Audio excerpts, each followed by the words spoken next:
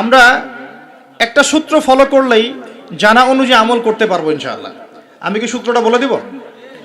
সূত্রটা হচ্ছে, একজন ব্যক্তিত্ব আছে আমাদের সামনে, সেই ব্যক্তিত্বকে হুবাহু কপি পেস্ট করতে হবে। কাট পেস্ট আছে না, কপি পেস্ট, এরকম কপি পেস্ট করতে হবে একজন ব্যক্তিত্বকে। তার নাম মুহাম্মদুর রাসূলুল্লাহ সাল্লাল্লাহু আলাইহি ওয়াসাল্লাম।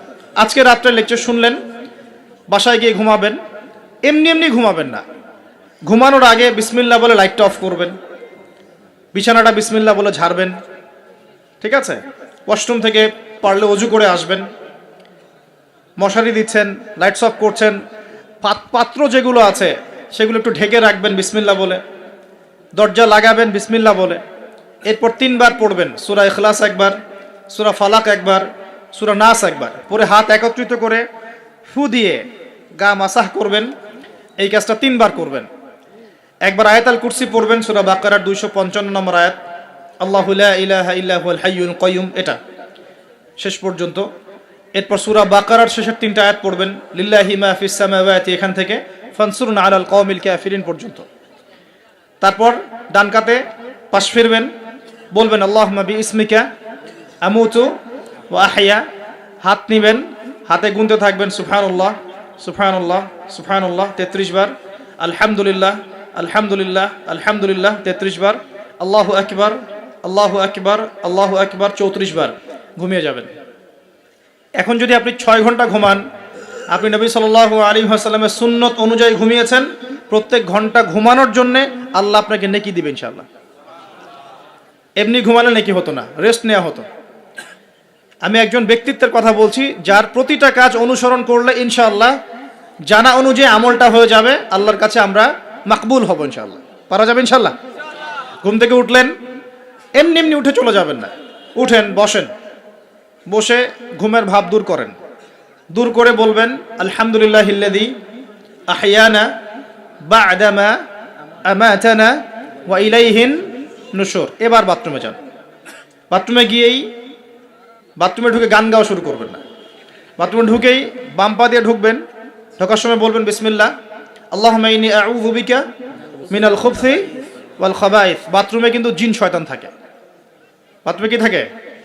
বিজ্ঞান এটা প্রমাণ করতে পারে নাই, এগুলো নাসা বিশ্বাস করবে না, কিন্তু আল্লাহর রাসূল যেহেতু বলেছেন আমরা বিশ্বাস করব। তো বাথরুমে জিন থাকে এটা বিশ্বাস করলাম তো। এবার দোয়াটা পড়লেন, এবার আপনি ইস্তেনজা সারলেন, তারপরে বের হওয়ার সময় বলছেন গুফরানাকা। কি বলছেন? গুফরান। আরেকটা দোয়া আছে, আলহামদুলিল্লাহিল্লাযী আযহাবা আনিল আযান ওয়া আফানি গুফরানাকা। ওযু করবেন, ওযুর আগে বলবেন বিসমিল্লাহ। ওযু করার সময় খুব বেশি পানি অপচয় করবেন না, কারণ অপচয়ে সবচেয়ে পটু জাতি এখন মুসলিমরা। অপচয়ে সবচেয়ে পটু জাতি মুসলিমরা। রাষ্ট্রীয় সম্পদ অপচয় করে, গ্যাস অপচয় করে, তেল অপচয় করে, পানি অপচয় করে, সময় অপচয় করে, সবই অপচয় করে। নিজের হায়াত অপচয় করে। এই তরুণ যুব সমাজ নিজের হায়াত অপচয় করে। অপচয় করে না? অনলাইন কত হায়াত খেয়ে ফেলছে আমাদের। আর ওখানে গেলে আপনি কতটুকু ভালো পাবেন? ভালো যতটুকু পাবেন তার চেয়ে বেশি খারাপ পাবেন। ভালো যতটুকু পাবেন তার চেয়ে বেশি খারাপ পাবেন। হয়তো বলতে পারেন, ভাই আপনাদের লেকচার শুনছি অনলাইনে। শুনছেন ঠিক আছে, কিন্তু লেকচার শোনার মাঝখানে অ্যাড চলে আসে না? লেকচার শুনলেন, ভালো কথা, আলহামদুলিল্লাহ। একটু পর দেখবেন একটা নগ্ন মেয়ের ভিডিও চলে আসতেছে, একটা গান চলে আসতেছে। আর এগুলো সব অ্যালগোরিদম। অ্যালগোরিদম কিন্তু মুসলিমরা আবিষ্কার করেছিল। এখন সেই অ্যালগোরিদম নিয়ে পশ্চিমারা কি করেছে? অ্যালগোরিদম দিয়ে আপনার ব্রেনটাকে সেট করা হয়েছে। আসুন সামনে যাই। এবার ওযু করলেন, প্রথমে বিসমিল্লাহ বললেন, শেষে বলবেন কি? আশহাদু আল্লা ইলাহা ইল্লাল্লাহ ওয়াহদাহু লা শারীকা লাহু ওয়া আশহাদু আন্না মুহাম্মাদান আবদুহু ওয়া রাসূলুহু। তার আগে মেসওয়াক করে নেবেন। কি করবেন? মেসওয়াক মানে ব্রাশ, ঠিক আছে, কোনো সমস্যা নেই। ব্রাশ করছেন, ওকে, আদায় হয়ে গেছে ইনশাআল্লাহ। মুখ পরিষ্কার করা, দুর্গন্ধ দূর করা। এই যে ওযু করলেন সুন্দর করে নবী সাল্লাল্লাহু আলাইহি ওয়াসাল্লামের মতো, আল্লাহর নবী বলছেন যে ওই ব্যক্তির জন্য জান্নাতের 8টা দরজা খুলে যাবে ইনশাআল্লাহ। জান্নাতের 8টা দরজা ওই ব্যক্তির জন্য খুলে যাবে ইনশাআল্লাহ তাআলা। এবার আপনি কাপড় পরছেন, এমনি এমনি পড়লে নাকি নাই। পড়ার সময় ডান দিক থেকে পড়ছেন এবং বলছেন আলহামদুলিল্লাহিল্লাযী কাসানি হাযা ওয়া রাযাকানিহি মিন গায়রি হাওলিন মিন্নি ওয়ালা কুওয়া। আপনি কাপড় পরলেও নাকি পাচ্ছেন আলহামদুলিল্লাহ। আয়না দেখছেন, ফ্রেশ হচ্ছেন, চুল আঁচড়াচ্ছেন, আপনি ডান দিক থেকে স্টার্ট করেন। এবং এখানে বলে রাখি যে বর্তমান যে চুলের কাটিংগুলো চলছে, এইসব কাটিং চলবে না। এই ডানে বামে কোনো চুল নাই আর মাঝখানে চুল দিয়ে কি বলবো এটা, হ্যাঁ কুজা বলে আরবি দিয়ে মনে হয় সম্ভবত, এইসব কাট চলবে না। যদি একদম ছোট করতে চান তাহলে সামন পিছন সমান হবে, আর্মি ছাট একদম একদম সামন পিছন সমান। আর না হলে বাবরি, কাঁধ কান কানের লতি এই পর্যন্ত আপনি রাখতে পারেন। যার নাই তার তো প্রশ্নই নাই, যার নাই তার তো আর বলে লাভ নেই। যার আছে, নবীজি বলেছেন সাল্লাল্লাহু আলাইহি ওয়াসাল্লাম, যার চুল আছে সে যেন চুলের যত্ন নেয়। কে বলেছেন? দেখেন, ইসলাম আপনাকে চুল আঁচড়ানো শিখিয়েছে। আপনি ইসলামে কি চাচ্ছেন? ইসলাম এমন একটা দিন বা জীবন ব্যবস্থা যেখানে আপনি জীবনের প্রতিটা বিষয়ের সমাধান তো পাবেনই, ইভেন আপনি চুল কেমন করে আঁচড়াবেন সেটাও ইসলাম আপনাকে শিখাবেন। ইনশাআল্লাহ হায়েজ হয়েছে, নেফাস হয়েছে, হ্যাঁ অজু ইস্তেঞ্জা করেছেন, টয়লেট করেছেন, কিভাবে পবিত্রতা অর্জন করবেন, গোসল ফরজ হয়ে গেছে কিভাবে গোসল করবেন, কিভাবে নামাজ পড়বেন, কিভাবে পরিবার চালাবেন, কেমন করে ব্যবসা করবেন, কেমন করে সমাজ চালাবেন, কোন বিষয়টা বলা বাকি আছে কোরআন এবং হাদিসে বলেন তো? একটা বিষয় দেখাতে পারবেন যেটা কোরআন এবং সুন্নায় নাই? এটাই তো প্রমাণ করে যে ইসলাম আল্লাহ রাব্বুল আলামিনের পক্ষ থেকে নাজিলকৃত সর্বশ্রেষ্ঠ এবং আসমানি গ্রন্থ, আসমানি দিন, যেটা আল্লাহ পাক জমিনবাসীর জন্য নাজিল করেছেন। কিভাবে আপনি কম্পেয়ার করবেন কোনটা সত্য কোনটা মিথ্যা? আপনি সবগুলো ধর্মগ্রন্থ নিয়ে বসে দেখেন যে প্রত্যেকটা ধর্মগ্রন্থের মধ্যে কি জীবনের প্রতিটা বিষয়ের সমাধান আছে কি না, ঘেটে দেখেন। যদি দেখেন যে না, সবগুলো ধর্মগ্রন্থ ঘেটেছি, শুধু কোরআন এবং হাদিসে পেয়েছি যেখানে প্রতিটা বিষয়ের সমাধান আছে, তাহলে নিঃসন্দেহে এটা আল্লাহ পাকের পক্ষ থেকে এসেছে। সহজ। আর যখন জেনে যাবেন এটা আল্লাহর পক্ষ থেকে এসেছে, তখন আমাদের কর্তব্য তার সামনে আত্মসমর্পণ করা। আল্লাহ পাক আমাদের সবাইকে পরিপূর্ণ মুসলমান হওয়ার তৌফিক দান করুন। ওযু শেষ, এবার যাবেন নামাজে। নামাজে যাওয়ার সময় বাসা থেকে বের হচ্ছেন, আল্লাহর রাসূল শিখিয়েছেন আপনাকে বলতে হবে বিসমিল্লাহ, বিসমিল্লাহি তাওয়াক্কালতু আলাল্লাহ ওয়ালা হাওলা ওয়ালা কুওয়াতা ইল্লা বিল্লাহ। বের হলেন, আপনার সাথে একজন ফেরেশতা থাকবেন ইনশাআল্লাহ, শয়তান দূরে চলে যাবে ইনশাআল্লাহ। মসজিদে যাচ্ছেন, যাওয়ার সময় চুপচাপ থাকবেন না, দোয়া পড়বেন, জিকির করবেন। একটা দোয়া আছে, এটাও পড়তে পারেন, আল্লাহ নবী পড়তেন। তিনি বলতেন আল্লাহুম্মা ইজআল ফি কলবি নূরা, হে আল্লাহ আমার কলবে নূর দাও, ওয়া ফি লিসানি নূরা, আমার লিসান বা জিহবায় জবানে তুমি নূর দাও, ওয়া ফি সামঈ নূরা, আমার শ্রবণ ইন্দ্রিয়তে নূর দাও, আলো দাও, ঠিক আছে?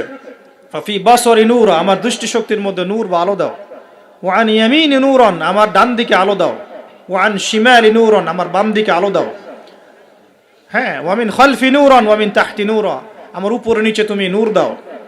আল্লাহুম্মা ইজআল ফি নাফসি নূরা, আল্লাহ আমার নফসের মধ্যেই তুমি নূর বা আলো দাও। এরকম দোয়া আছে, আরো অনেক শব্দে আসছে। এটা ছোটটা বললাম, এটা বড় ভার্সনও আছে। এই দোয়াটা অনেক বড়, তো এই দোয়াটাও পড়তে পারেন। নূর বা আলো কার পক্ষ থেকে আসে?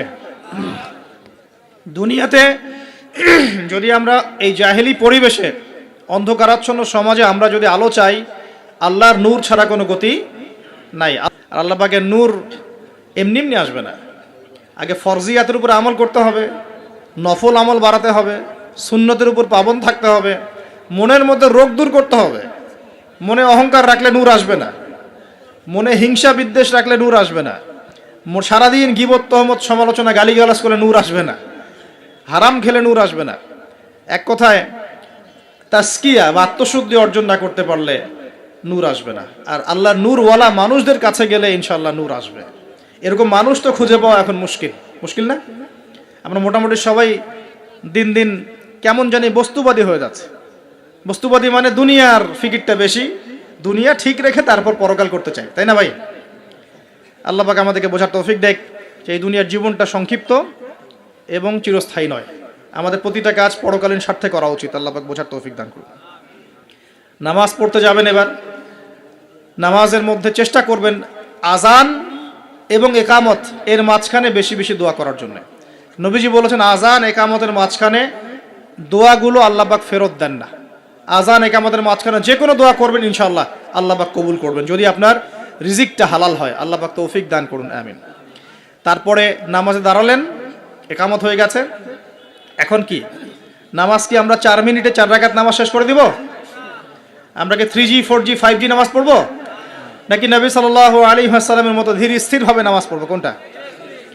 আর নামাজের যে কিছু মাসআলা আছে, এই মাসআলা ইখতিলাফি মাসআলাগুলো কি নিয়েই কি আমরা পড়ে থাকবো, নাকি নামাজের ভিতরে যে প্রাণ, আধ্যাত্মিকত্ব, ইহসান, মারিফত, এগুলোর ফিকির করবো? কোনটা বলেন?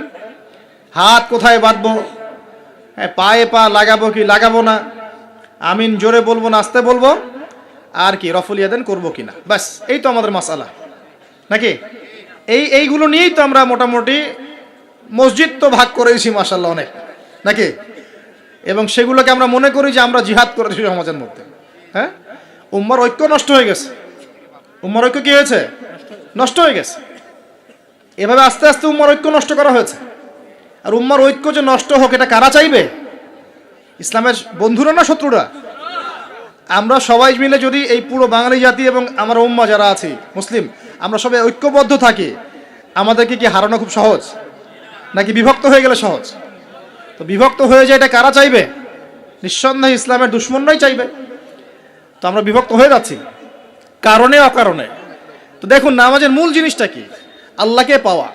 নামাজে দাঁড়িয়েছি, নামাজে কতটুকু মনোযোগ থাকে, কি পড়ি বুঝি কিনা, সূরা ফাতিহার অর্থ বুঝি কিনা, সেজদায় আল্লাহকে পাই কিনা, আমি দোয়া করলে আমার চোখ দিয়ে পানি ঝরে কিনা, তেলাওয়াত বুঝি কিনা, রুকু ধীরস্থিরভাবে করি কিনা, সেজদা ধীরস্থিরভাবে করি কিনা, নামাজে কি আমি চুরি করি, এগুলো খেয়াল রাখতে হবে। স্থিরতা থাকবে। অনেকে দেখি নামাজে রুকু করেন, রুকু থেকে মাথা না তুলেই তাবাস করে সেজদায় চলে যান, করেন কি না? এটা নামাজ চুরি করা। এই নামাজ আল্লাহর কাছে কবুল হয় না। একটা হাদিসে আসছে, বহু নামাজি আছে যাদের নামাজ শেষ হওয়ার পরে নামাজটাকে নিয়ে তাদের মুখের উপর নিক্ষেপ করে দেয়া হয়। বলেন নাউজুবিল্লাহ। আমরা কি এমন নামাজি হতে চাই?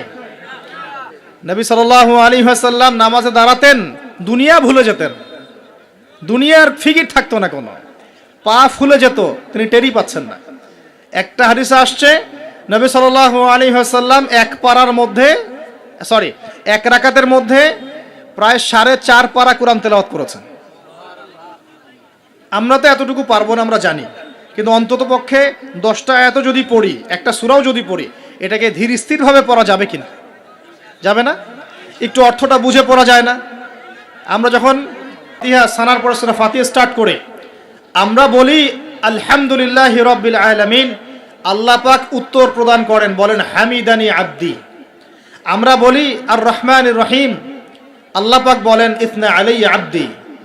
আমরা বলি মালিকি ইয়াউমিদ্দিন, আমরা বলি যখন, আল্লাহ পাক তার উত্তর দেন, বলেন মাজ্জাদানি আব্দি। আমরা বলি ইয়াকা না'বুদু ওয়া ইয়াকা নাস্তাঈন, আল্লাহ পাক বলেন হাযা বাইনি ওয়া বাইনা আব্দি। আমরা দোয়া করি, বলি ইহদিনাস সিরাতাল মুস্তাকিম সিরাতাল্লাযীনা আন'আমতা আলাইহিম গায়রিল মাগদুবি আলাইহিম ওয়ালাদ-দাল্লিন।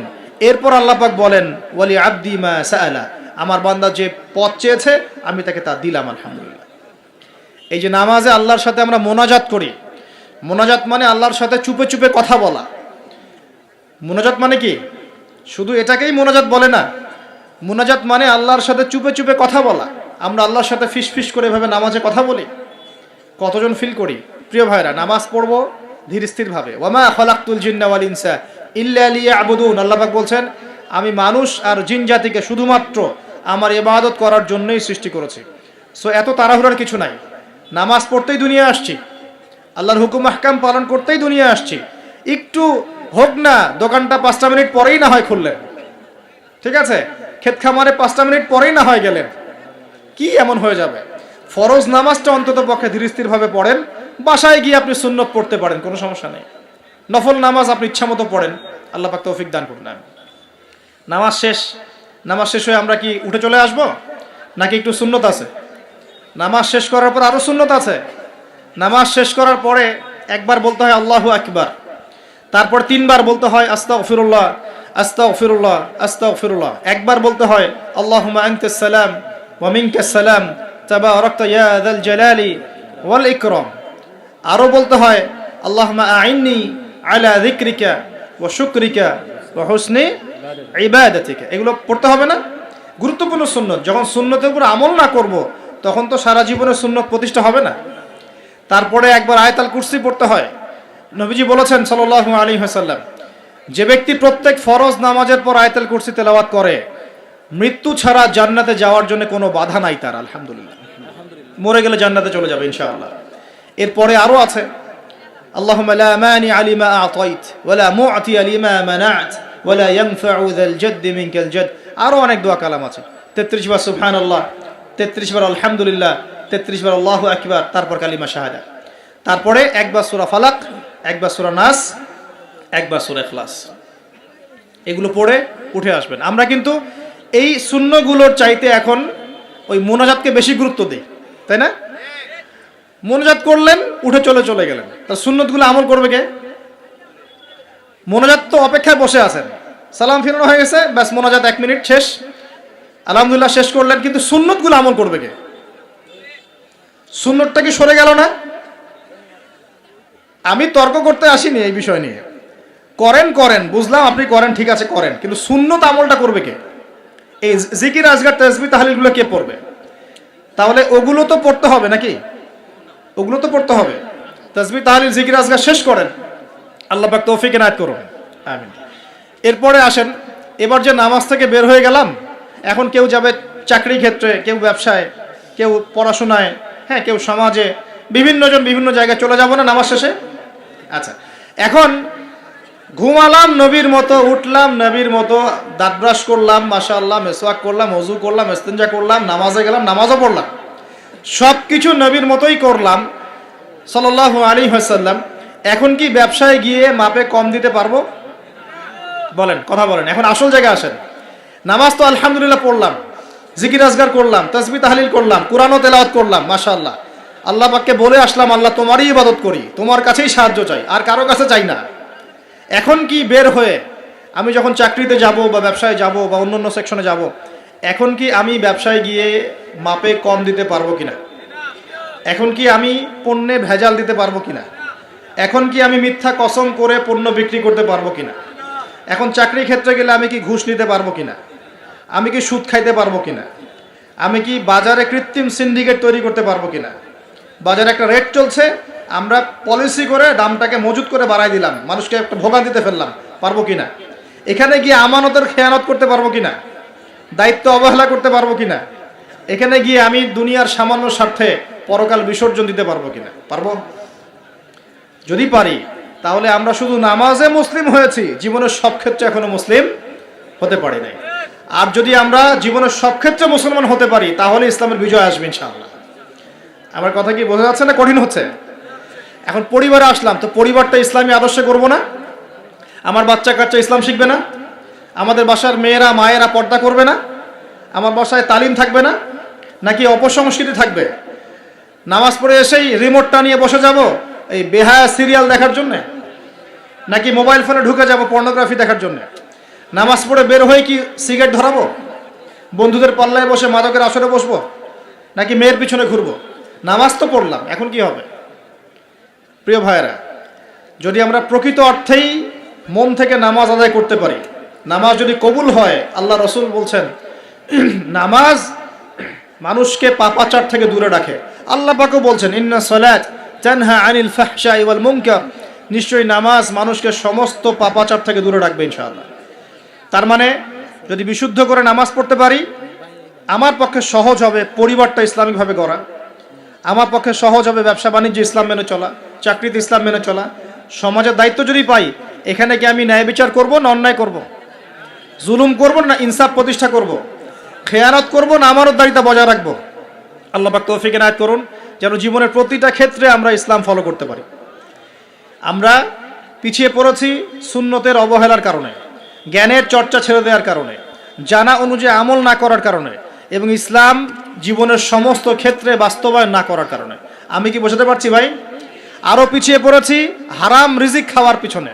হারাম রিজিক খেয়েছি, দোয়া কবুল হচ্ছে না, পিছিয়ে পড়ছি আমরা পিছিয়ে পড়েছি আমাদের মা বোনদের পর্দার গাফেলতির কারণে। আপনি যদি কোনো সমাজকে ধ্বংস করতে চান, তাহলে ওই সমাজের মধ্যে বেহায়া মেয়েদেরকে, নগ্ন মেয়েদেরকে ছড়িয়ে দেন। যদি আপনি কোনো সমাজকে ধ্বংস করতে চান, যুব সমাজের মধ্যে মাদক ছড়িয়ে দেন। আপনি যদি কোনো সমাজকে ধ্বংস করতে চান, তাহলে সমাজের নেতৃত্ব প্রদানকারী মানুষদেরকে করাপ্টেড বানিয়ে দেন, সমাজ ধ্বংস হয়ে যাবে। আমরা কিন্তু দিন দিন এই কাজগুলো করেছি। আমাদের যুব সমাজের মধ্যে মাদক ছড়িয়ে গেছে না?